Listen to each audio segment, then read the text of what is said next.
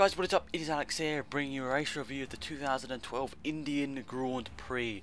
Now, I know the gameplay isn't from India, isn't from the Indian track.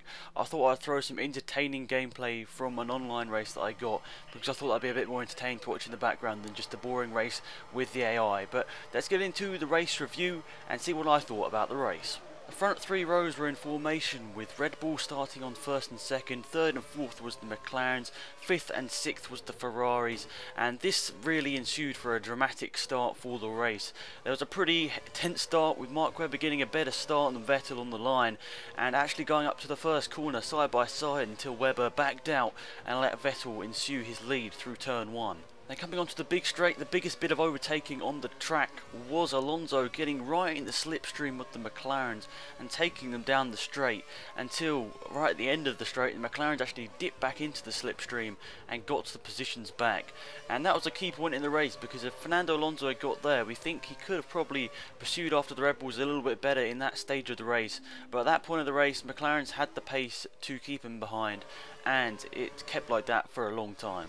However, there's a little bit of contact on the first lap between Jean-Eric Vergne and Michael Schumacher. Michael Schumacher having a little bit of a problem with Jean-Eric Vergne. Jean-Eric Vergne was just in the wrong place at the wrong time. A little bit of a racing incident where Michael Schumacher moved across a little bit. Jean-Eric Vergne was sort of just there, and they came together, and that made Michael Schumacher get a puncture on the first lap, which put him way down the field by the end of lap 1. On about lap 5, Fernando Alonso took a move on Jenson Button, getting past him, whilst Lewis Hamilton, I think about a lap later, did the same on his teammate, which brought them all up a position, and Jenson Button losing 2 positions in the space of about 2 laps. Sergio Perez was the first man to come into the pits in the race, and he came out about a lap later, and in turn he hit Daniel Ricciardo, or they had a little bit of a coming together, which meant Sergio Perez had a puncture. That meant that he had to come into the pits and get a replacement tyre, and then about a lap later he came in to retire the car, so we realised there was probably more faults to Sergio Perez's car than just the first contact that we saw on TV. Then the rest of the field started coming in for the pit stops, not really any positions changing through them. We still had Vettel leading from Webber, from Fernando Alonso, and it was a pretty sort of boring race in that stint, for the first half of it anyway, where nothing really happened. There was just not really any contact, not really any pure racing. Cars were spread out, and in turn it was a bit of a long race until we came into the last couple of laps.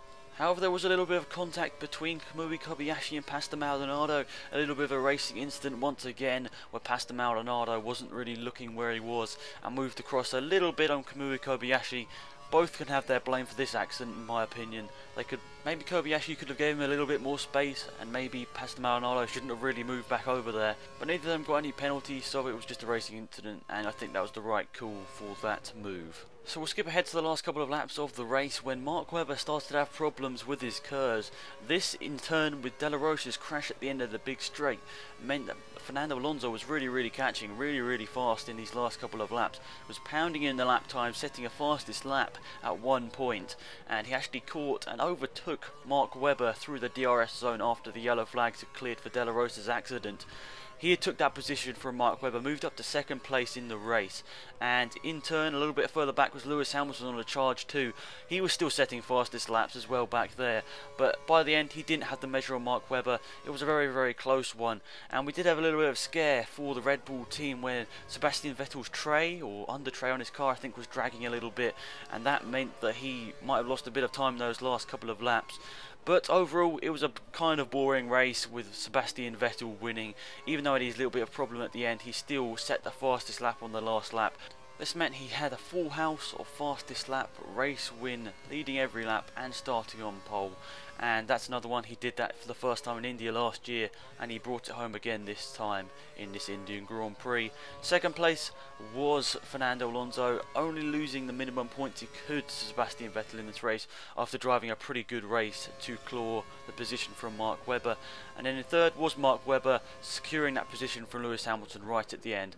So it wasn't a really thriller of a race, it was an alright race, nothing really happened too much, and it was a bit exciting at the end with a little bit of problems. But that's pretty much it, guys. Hope you all enjoyed the video. It's been Alex, and I'm out here. Bye.